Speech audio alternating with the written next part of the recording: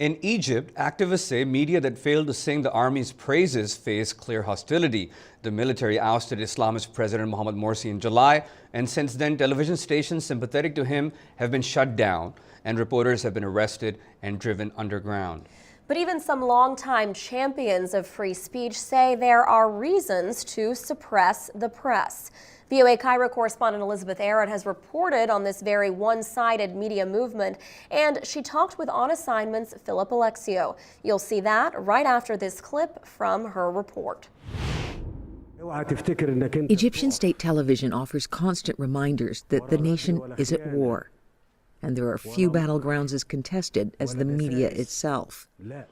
Since the July ouster of Islamist President Mohamed Morsi, stations sympathetic to him have been shut down, reporters have been arrested, and others driven underground. Elizabeth, what's at the root of this one-sided media landscape in Egypt?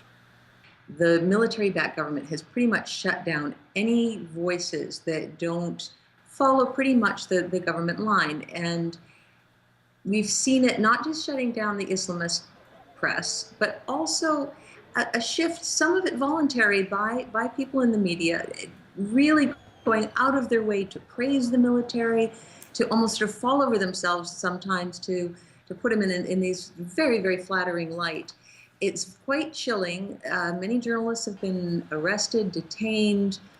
It's new regulations on how you can actually film. We now need to get permission for every single thing that we go out to do. Now, what about the foreign media? How are they being treated if they are not pro-military? There's certainly, there's been no apparent censorship of reports going out. However, Jazeera, for example, which was very sort of openly siding with the Brotherhood and Islamist agenda, they have been seen many restrictions on their reporting, and other Western journalists are blamed very much. If you go out with a camera, you attract attention. People are very angry. And how is Voice of America's Elizabeth Arrott being perceived when she goes out? It's difficult now because of the restrictions. It really is. With a lot of filming indoors. Certainly people think that, because America's policy gets mixed up in that, if you're an American, therefore you must follow that. And because America has a very difficult position through all this, that Washington's official position has been sort of neither here nor there in many people's minds. The military feels it hasn't done enough to support them. The Muslim Brotherhood feels abandoned by them. And so it's not great standing for America at the moment here. Why do they feel that this kind of pro-military media is needed right now in the country? The dialogue and the dynamic that's been set up by the government is that it's the military and the right Egyptians versus the terrorists. And the terrorists are really pretty much anybody who opposes the government.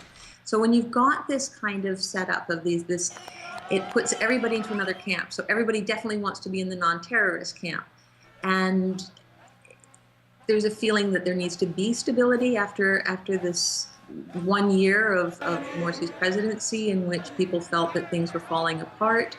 And certainly the military is a very familiar face for many Egyptians. Most people have a member who've served in it. And so some people genuinely embrace having them back, and others just feel that they need to go along with that just because there's no room to be anything other than that.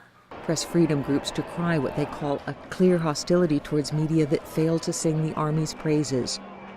But some longtime champions of free speech see the need. Political sociologist Saeed Sadek. There are moments in history where human rights and freedom of expression and media may have to take a pause. Unfortunately, this is political reality, not political illusions. Sadek is among many who say national salvation is now at stake. But military attempts to curry favor in the media were evident even before the coup. A video leaked on the Rast YouTube channel shows military chief General Abdel Fattah el-Sisi earlier this year discussing ways to influence key media figures. We are certainly working on that, and we are achieving better results, but we have not yet reached what we want.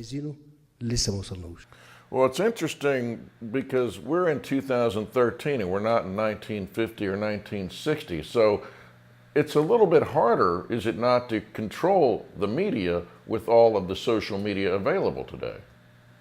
Yes, and Egyptians are very, at least a certain segment of Egyptians are very, very active on especially Facebook, Twitter. And so that is a forum for people to discuss. Now, again, they're often speaking to each other. It's not necessarily getting to a wider group of people. And so you do have that problem. For the educated, especially the young, that there is a room for debate and reinforcing these ideas. But you go a little bit farther away from that demographic, and basically people are just getting this one message. And of course, we thank Elizabeth for that coverage.